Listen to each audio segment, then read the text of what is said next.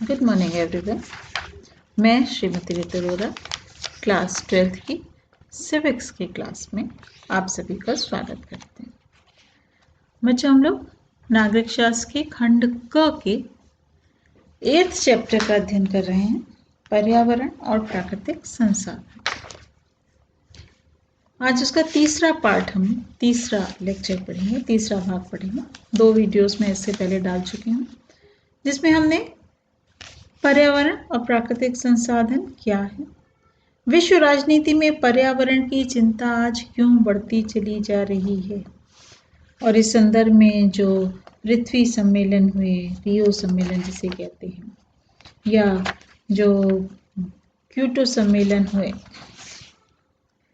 Kyoto protocol हुआ, उसके बारे में हमने जाना।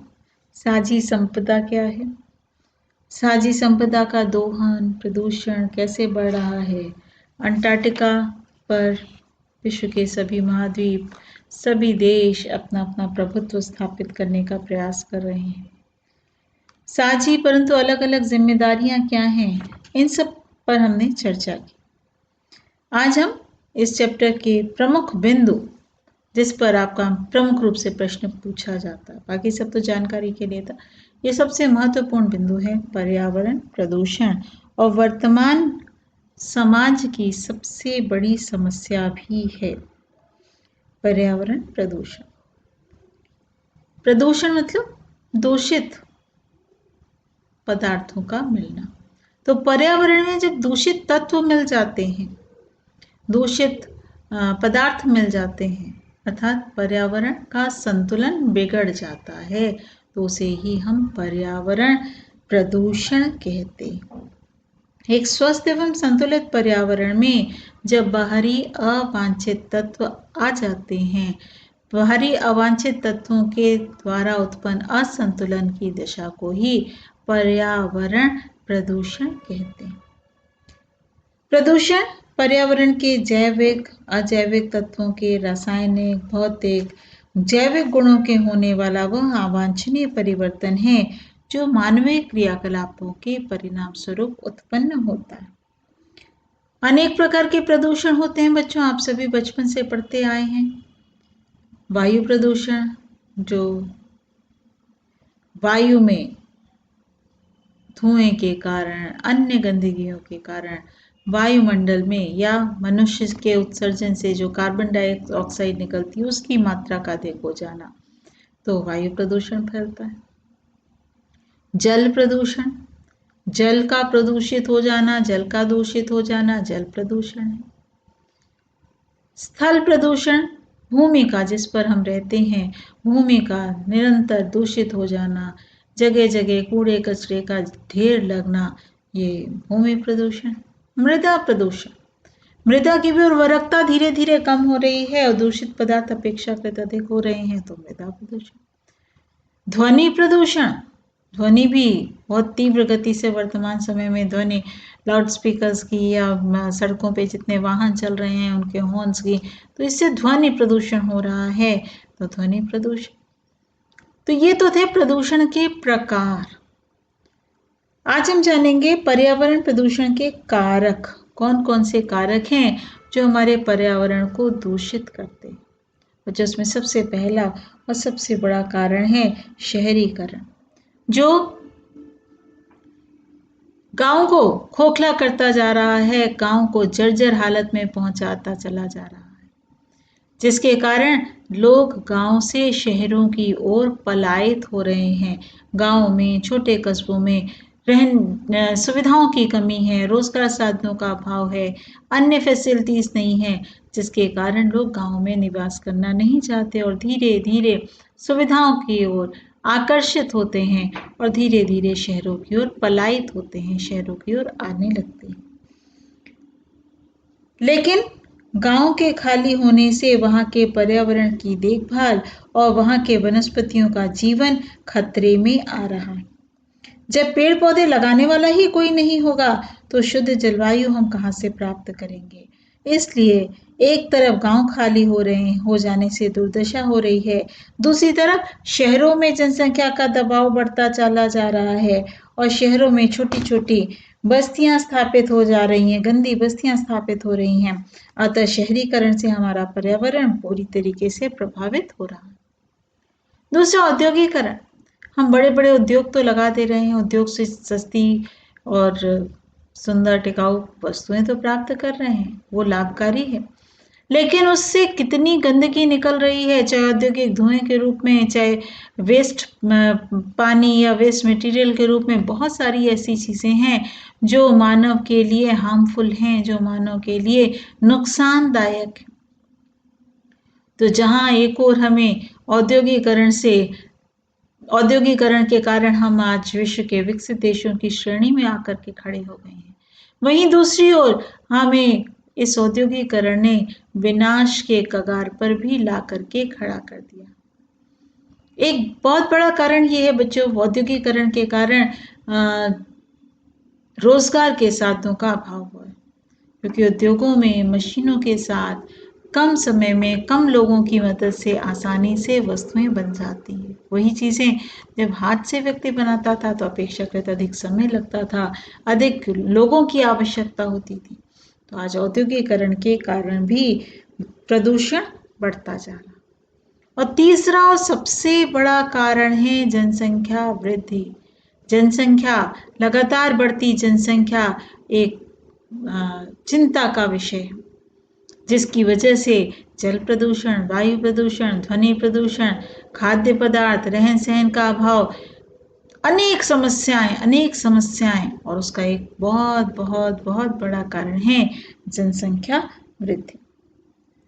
समस्त पर्यावरण का ढांचा जनसंख्या ने बिगाड़ करके रख दिया है।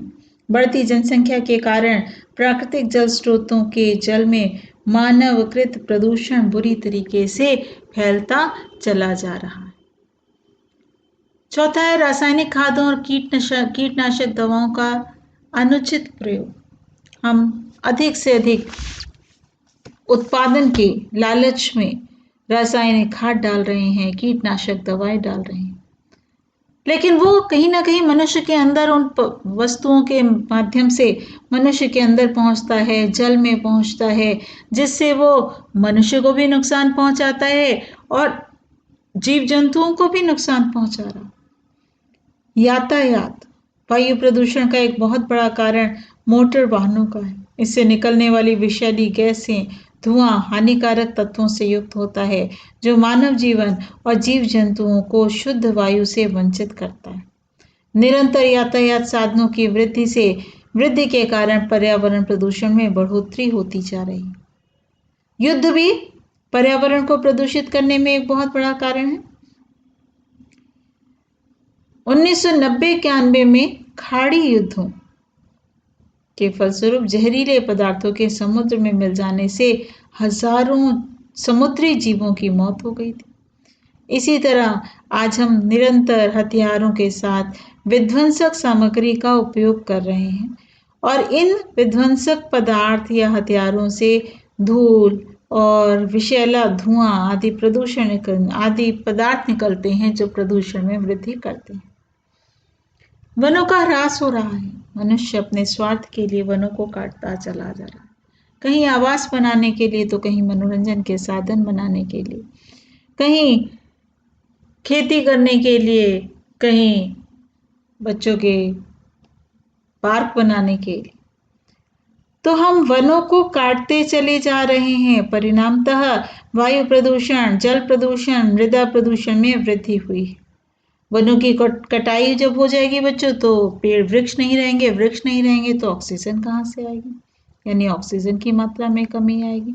और जब ऑक्सीजन कम होगी तो जो हमारे श्वास से निकल रही है कार्बन डाइऑक्साइड, उसकी मात्रा बढ़ जाएगी, जो फेफड़ों की बीमारियों को बढ़ाने में बहुत ही अधिक हेल्पफुल होगी, और अनेक प्रकार की शारीरिक और मानसिक विकृतियां ये बढ़ती चली जाएंगी। जीव जंतु, पशु जब घास और चारे के लिए खेत और सड़क पर घूमते हैं तो इधर उधर मल त्याग करते हैं, जिसके कारण वातावरण प्रदूषित होता है। इस प्रकार का प्रदूषण अधिकतर आवारा जानवरों के द्वारा अपेक्षाकृत ज्यादा होता है। इसके अलावा कोई भी तत्व जो पर्यावरण के प्रतिकूल परिवर्तन लाता है, प्रदूषक तत्व कहलाता है। सामान्यतः प्रदूषक तत्व नगरीय और ग्रामीण पर्यावरण से उत्पन्न पदार्थ या प्रभाव हैं, जिसका संकेंद्रण जल प्रवाह, अवशिष्ट दुर्घटना जन्य प्रवाह, उद्योगों से जो वेस्ट मटेरियल निकलते हैं, अनेकाधिक मानव क्रियाएं होती हैं। प्रदूषक तत्व ठोस, अर्ध ठोस, तरल, वायव्य यानी वायु, गैस के रूप में पाए जा सकते हैं। प्रदूषण नियंत्रण में व्यक्ति की भूमिका। वर्तमान समय में पर्यावरण प्रदूषण में इतनी अधिक वृद्धि हो रही है कि शासकीय प्रयासों के बावजूद भी इसको रोक पाना बहुत कठिन हो रहा है। विश्व वन दिवस, विश्व जल दिवस, विश्व पर्यावरण दिवस आदि दिवसों के आयोजन स्वरूप पर्यावरण बनाने के लिए शासकीय चिंता को रेखांकित किया जाता है, परंतु प्रदूषण के प्रभावी नियंत्रण हेतु शासकीय प्रयास भी पर्याप्त नहीं है, बल्कि इसके साथ आम व्यक्ति को सक्रिय जिम्मेदारी निभानी होगी। एक सामान्य व्यक्ति कई रूपों में प्रदूषण नियंत्रण में अपनी भूमिका अदा कर सकता है। पहला, पर्यावरण उपभोक्ता के रूप में। मानव प्राकृतिक पर्यावरण का सबसे बड़ा उपभोक्ता है, अतः वह पर्यावरण का उपभोग इस प्रकार करे कि भावी पीढ़ी भी उसका उपभोग कर सके, हमारी जो आने वाली पीढ़ी है वो भी उसका उतना ही उपभोग कर सके। पर्यावरण के तत्वों के साथ समन्वित होकर के जीवन का समन्वित विकास करने का ध्येय होना चाहिए। प्रत्येक व्यक्ति स्वयं को प्रकृति के अभिन्न अंग समझ करके जीवन के जो आधारभूत तत्व हैं, भूमि, जल, वायु, मृदा इत्यादि, उसको शुद्ध बनाए रखे, उसमें गंदगी न फैलाए, उसको गंदा न होने दे, उसे प्रदूषित न होने दे। पर्यावरण संरक्षण के रूप में प्रदूषण के कारक और शिकार हम में से प्रत्येक व्यक्ति है, अतः हमारा क्या काम है बच्चों कि इसको हम संरक्षित करें। हम अधिक से अधिक मात्रा में वृक्ष लगाएं, क्योंकि वृक्ष जो हैं वो वायुमंडल में शुद्ध गैस यानी ऑक्सीजन की मात्रा में वृद्धि करते हैं, जिस गैस को हम कहते हैं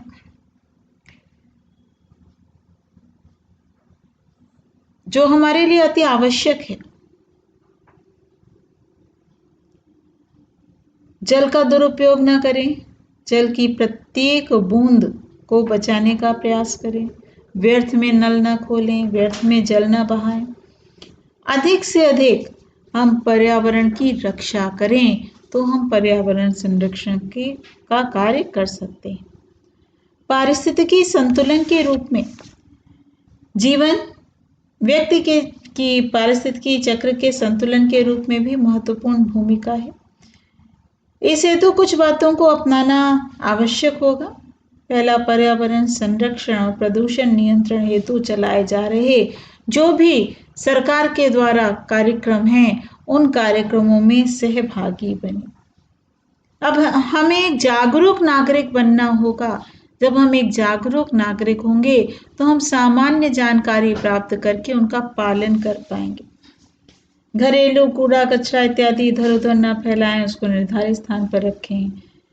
कृषि में जैविक खाद और जैव कीटनाशकों का प्रयोग करें, रासायनिक खादों का प्रयोग कम से कम करें। परंपरागत ऊर्जा के स्थान पर वैकल्पिक ऊर्जा के साधनों का प्रयोग करें, यानी जिनका हमने वर्तमान समय में प्रयोग करना प्रारंभ किया है, जैसे सौर ऊर्जा, पवन ऊर्जा, भूतापीय ऊर्जा। इन ऊर्जा के स्रोतों का अपेक्षाकृत अधिक उपयोग करें। दैनिक जीवन में हम पॉलिथीन के स्थान पर कपड़े की थैली का प्रयोग, कागज की थैली का प्रयोग करें। CFC उत्सर्जन न करने वाले आधुनिक उपकरणों का प्रयोग करें। जो हम लोग घरों में फ्रिज इस्तेमाल करते हैं, ACs इस्तेमाल करते हैं, ये फ्रिज या AC से क्लोरोफ्लोरोकार्बन नाम की गैस निकलती है जो हमारे पर्यावरण को बहुत ही अधिक नुकसान पहुंचाती है। ध्वनि विस्तारक यंत्रों का प्रयोग आवश्यक होने पर ही करें, नहीं तो ध्वनि प्रदूषण की मात्रा में वृद्धि होती है। वाहनों की नियमित जांच कराएं ताकि उससे जो धुआं निकलता है वो कम से कम हो और प्रदूषण को हम कम कर सकें। धार्मिक क्रियाकलापों में भी नियंत्रण होना चाहिए।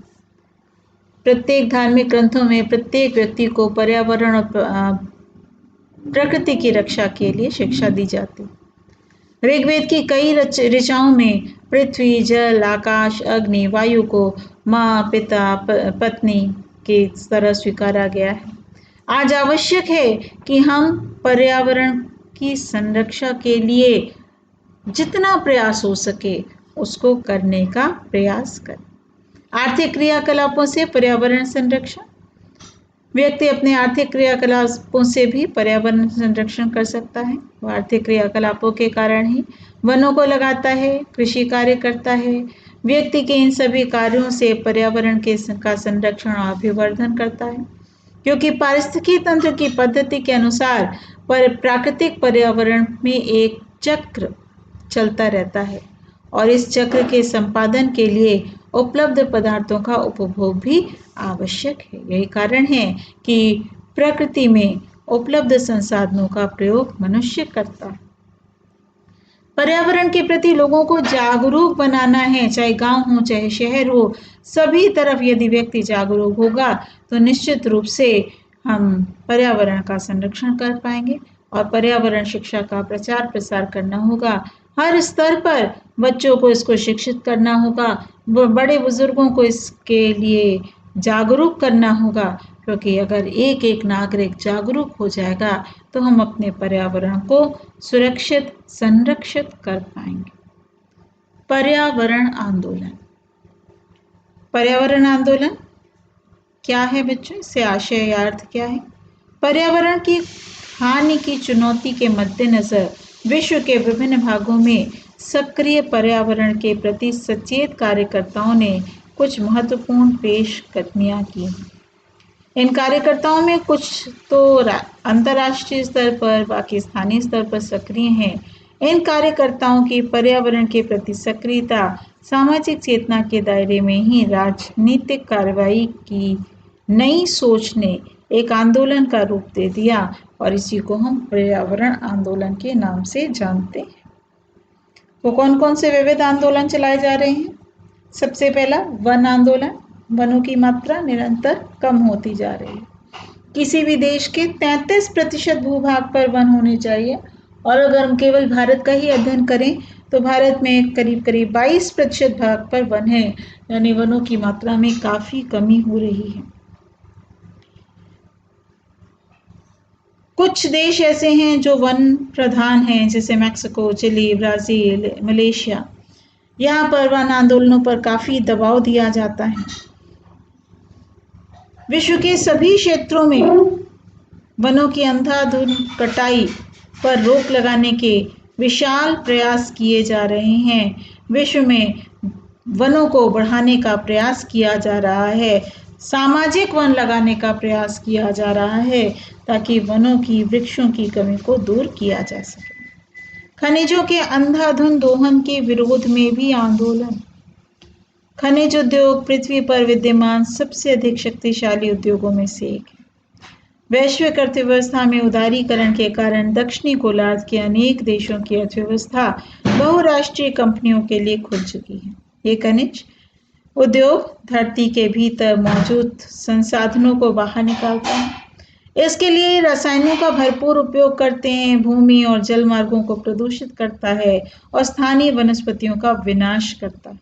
अतः स्पष्ट है कि खनिज उद्योग वायु प्रदूषण भी करता है, जल प्रदूषण भी करता है, भूमि प्रदूषण का भी एक बहुत बड़ा कारण है। तो इस कारण विश्व के विभिन्न भागों में खनिज उद्योगों की आलोचना और विरोध हुई, और कहीं कहीं पर यह विरोध एक जन आंदोलन के रूप में ले लिया, जैसे फिलीपींस में, ऑस्ट्रेलिया में। बांध विरोधी और नदियों को बचाओ आंदोलन। कुछ आंदोलन बड़े बांधों के खिलाफ संघर्ष कर रहे हैं। अन्य बांध विरोधी आंदोलनों को नदियों को बचाने के आंदोलन के रूप में देखने की प्रवृत्ति भी बढ़ रही है। 1980 के दशक में पहला बांध विरोधी आंदोलन दक्षिणी गोलार्ध में ऑस्ट्रेलिया में चला था। यह आंदोलन फ्रैंकलिन नदी और इसके परवर्ती वन को बचाने का आंदोलन था। यह वन और विजनपन के पैरोकारी करने वाले आंदोलन के साथ साथ बांध विरोधी आंदोलन था, क्योंकि बांधों के कारण हम जल पर नियंत्रण करने का प्रयास करते हैं। बांध विरोधी और नदी बचाओ कुछ अग्रणी आंदोलन वर्तमान समय में चल रहे हैं। भारत में इसका उदाहरण नर्मदा आंदोलन है जो सबसे ज्यादा प्रसिद्ध है। पर्यावरण बचाओ सभी प्रकार के आंदोलनों का एक अद्भुत आंदोलन है जिसमें सभी पर्यावरण से जुड़े सभी पहलुओं पर जोर दिया जा रहा है। क्या वन निर्जन होते हैं? निर्जन मतलब जहां कोई ना रहे। दक्षिण देशों के वन आंदोलन उत्तरी देशों के वन आंदोलनों से भिन्न है। दक्षिण क्षेत्रों में वन निर्जन नहीं है जबकि उत्तरी गोलार्ध के देशों में वन जन विहीन हैं, या कहें कि इन देशों में वन को निर्जन प्रांत के रूप में देखा जाता है। इसी कारण उत्तरी देशों ने वन भूमि को निर्जन भूमि का दर्जा दिया है, अर्थात वन भूमि ऐसी जगह है जहां लोग रहते नहीं हैं, बसते नहीं हैं। यह दृष्टिकोण मनुष्य की प्रकृति का हिस्सा नहीं मानते। यह दृष्टिकोण पर्यावरण को मनुष्य से दूर की चीज मानता है। दूसरी तरफ दक्षिणी देशों में पर्यावरण के अधिकांश मामले इस मान्यता पर आधारित हैं कि लोग वनों में भी रहते हैं। अधिकांशतः माना जाता है कि वन क्षेत्र अविकसित निर्जन वन क्षेत्र हैं। अधिकांशतः माना जाता है कि वन क्षेत्र अविकसित निर्जन क्षेत्र हैं, यानी ऐसे क्षेत्र हैं जिसका विकास नहीं किया गया है। यह दृष्टिकोण ऑस्ट्रेलिया में, स्कैंडिनेविया में, उत्तरी अमेरिका, न्यूजीलैंड में अधिक हावी है। वहां पर ऐसी ही विचारधारा पाई जाती है। दक्षिणी गोलार्ध में विजन पंथ का अभियान, दक्षिणी गोलार्ध के देशों में भी विजन पंथ का अभियान दिखाई देता है। फिलीपींस में हरित संगठनों द्वारा गरुड़ तथा अन्य शिकारी पक्षियों को विलुप्त होने से बचाने के लिए मुहिम चलाई गई। भारत में भी बंगाल टाइगर को बचाने के लिए मुहिम चलाई गई क्योंकि इनकी जनसंख्या खतरे के हद से काफी कम हो गई है। अफ्रीका महाद्वीप में हाथी दांत के व्यापार और हाथियों के निर्दयता पूर्वक मारने के विरोध लंबा अभियान चलाया गया। तो इस प्रकार जंगली जानवरों को बचाने के लिए यह विजनपन अभियान चलाया। दक्षिणी गोलार्ध के देशों में विजनपन के अभियानों की जो विशेषता है, इन सभी अभियानों का ध्यान किसी खास प्रजाति को बचाने पर किया जा रहा है। इन सभी अभियानों का जोर निर्जन वन पर्यावरण को संरक्षण देने पर है।